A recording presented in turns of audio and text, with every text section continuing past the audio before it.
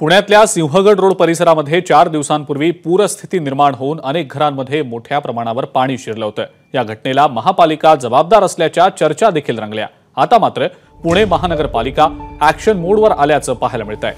मात्र त्या ठिकाणी असलेला राडारोडा तिथं जवळ पुन्हा टाकला जातोय। किंबहुना जी कामं पावसाळ्यापूर्वी करणं अपेक्षित आहे ती कामं ऐन पावसाळ्यात सुरू आहे।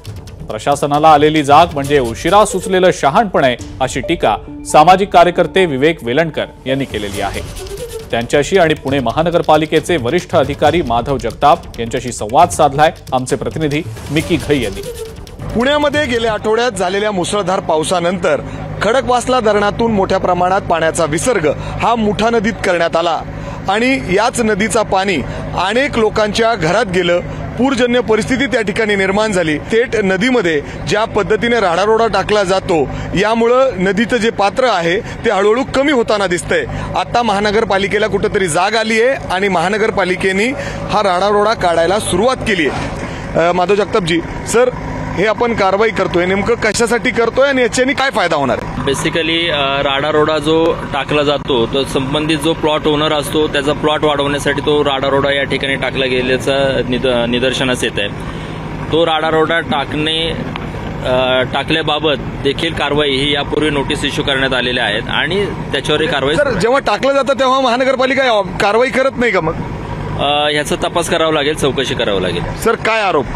नाही, मुळात खरं म्हणजे हे काही इथं नाही, अख्ख्या नदीच्या संबंध दोन्ही बाजूला ही परिस्थिती आहे। राडारोडा हा तिथंच टाकण्याची एकमेव जागा आहे असं पुण्यातल्या सगळ्या कंत्राटदारांना माहिती झालंय।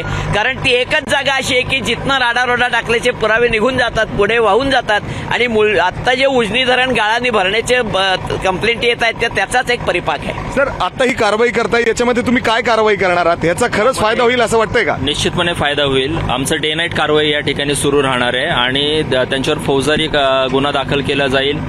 जी काही पिनल ऍक्शन असेल ती मोठ्या प्रमाणात त्यांच्यावर करण्यात येईल। पालकमंत्र्यांनी हे आदेश दिलेत म्हणून कुठेतरी महापालिकेला जाग आली आहे। अर्थात तुमचे दुसरे अधिकारी म्हणतात जवळ जागा आहे परंतु तिथं आमच्याकडे तेवढी यंत्रणा नाही अशा पद्धतीने म्हणजे त्यांच्याकडून माहिती दिली जाते। नाही, असं काही विषय नाहीये। यामध्ये आपल्याला या ठिकाणाहून राडारोडा जर आपल्याला वाघोलीला शिफ्ट करावं लागणार, त्याचं अंतर जवळपास 30 किलोमीटर आहे आणि या ठिकाणाहून निघणारा राडारोडा जो आहे तो मोठ्या प्रमाणात आहे। त्यामुळे आपण जवळपास एखादी जागा निश्चित करून त्या ठिकाणी त्याचं डम्पिंग करतोय आणि ते शिफ्टिंग करावं लागेल आणि जो काही खर्च यामध्ये येणार आहे तो संबंधित जागा मालकाकडून आम्ही दंडासह वसूल करणार आहोत। सर तुम्ही यांच्या या उत्तरांशी सहमत आहात का आणि याचा फायदा होईल असं वाटतं का काहीतरी? आता म्हणजे लोकांच्या घरी पाणी जाणार नाही एवढं तरी होईल का? नाही, आता मुळात मी तेच सांगितलं, we are running against time.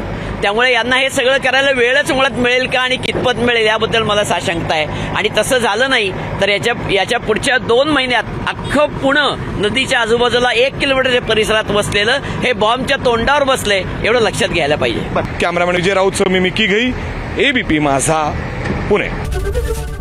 ABP माझा, उघडा डोळे बघा नीट।